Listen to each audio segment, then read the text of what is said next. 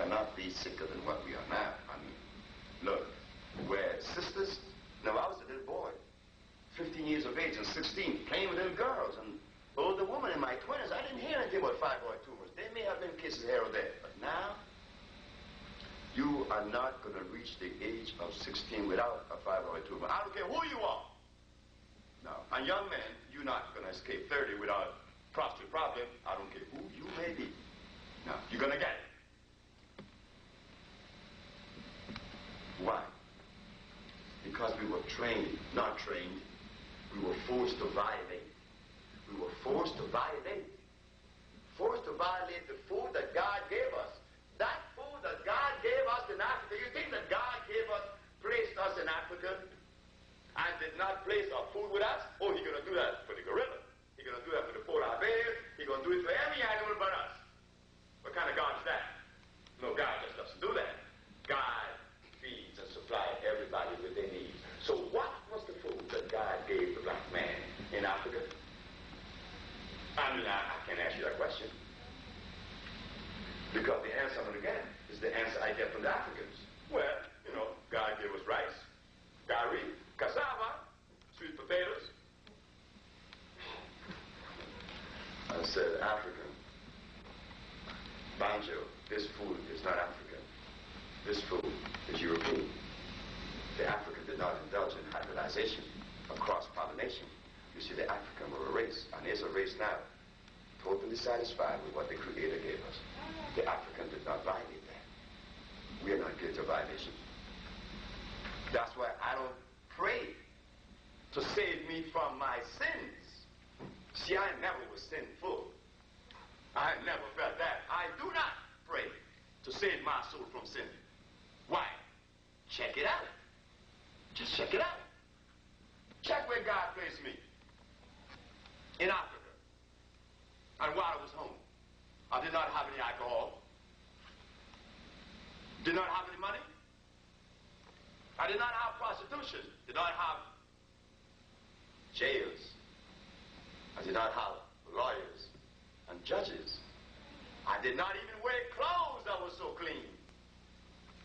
My mind was so clean that my woman didn't need no clothes on her body. Because when I talk to my woman now, do I talk to her vagina or I talk to her eyes? What do you talk to when you talk to another individual in front of you? You talk to eyes, isn't it? So if your head is clean, the person should have no clothes on and you would not see any nakedness. You talk to eyes. That's how clean we were. Now, and then, we had no clothes, wore no clothes, and there were no rapes. There could be no rapes because we were cosmically in tune. We live according to the dictates of life itself. And animals just don't have sex every day. And where did we learn this one from? And I remember when I used to get mad at my wife when she didn't give it up. But women just aren't like that. Women are more in tune than we men are. So here we are now, violating. In the middle of violation, and we think that we have to save our soul from sin. Well, I don't have any soul to save from no sin because I lived in Africa exactly the way God placed me with the food that I was supposed to have and everything I needed. And one day, somebody took me away from my godly given home, brought me to another land, fed me garbage, and all of a sudden, I have to save my soul. Now, what sin have I committed for me to save my soul? No, I do not live in fear. I save no soul. I have no soul to save because my soul is always clean. And this is the beginning of healing and understanding. But we don't want to get to that point because we're scared. We have a soul to save of sin, from sin. What sin? I don't know. But we are sinful people now. No, we are sick people now. We're not sinful. We never were sinful. Black people are not sinful. We are sick. We are sick. We are so sick that even after you have cured someone, and I have done this, what I'm about to say, there's a witness in this room that knew that I made the statement. A young man in Chicago, in St. Croix. He used to walk, you know, with, his name is Larry. And I heard Larry talk. I heard his conversation so many times. I decided to heal him for free. Didn't charge me any money. He straightened out. He was happy. Oh, he was telling everyone how he was having sex again. True, I wish a man wouldn't be happy. A man in his 60s would be happy if the sex come back. I know I would be. I know I were at 29. So he was happy with me telling everybody in St. Croix about this Dr. Sebi. And one day, for some reason, I got this energy that was funny. I said, Larry, you know something?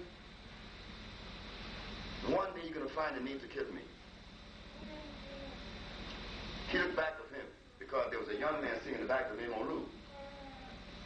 He looked at Olu and said, Olu, did you hear what Sebi said? That I'm going to find the need to kill him? I said, I'm right. I do not live by philosophy. I live by what I see, not what I hear or read, because I don't read any books. I never read a book in my life. I never will. I live by my eyes. I could see. I don't need anyone to interpret life for me, and then I read that. I have to do the interpreting, because I'm the one that has to live that journey, not you, me. I cannot live your journey. You have to live that. So, I said, you're going to try to kill me, man, because I hear your words, and your words does not move right. They're jerky. I have no friends now. All of my friends doesn't like me, because when I sit in their company and they eat that food, they know I'm going to say something. But am I not supposed to say something when I know that they're sick? Know that I ate that food with them? This man came one night and borrowed a gun from another individual that died already in Los Angeles, named Barry, and got a 45 to come up my house, came up my house to kill me. And I knew it. It isn't that I'm wise. The herbs help you to see. It's not that I'm wise, because I'm not. I'm not wise, and I'm not strong. I'm not weak either, because I do not live by these mathematical equations or these structures, good, bad. The quantum theory. It is the quantum theory that brought us this medicine.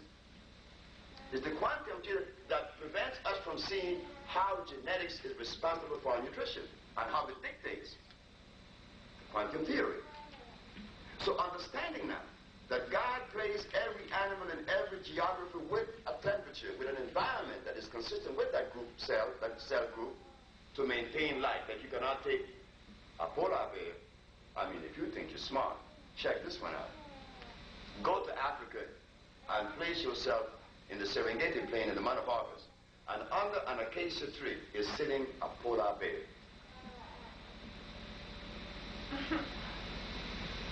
And you look at that, you may get a heart attack, because you know that this is impossible. But why does your senses tell you that this is unnatural to find a polar bear sitting with his leg crossed under an acacia tree in the Serengeti plain in Africa? Why?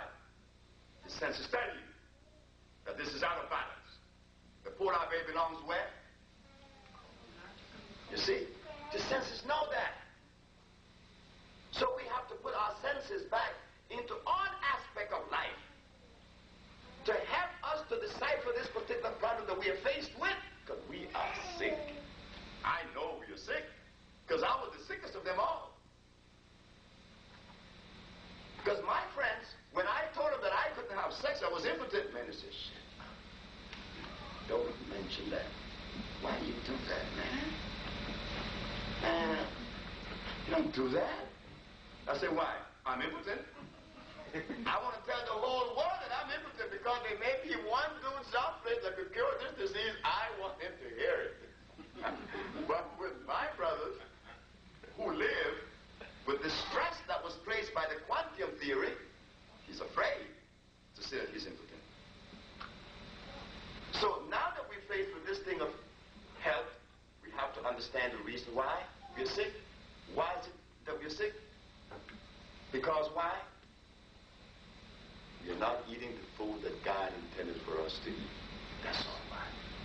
Once you begin to go back to that, immediately.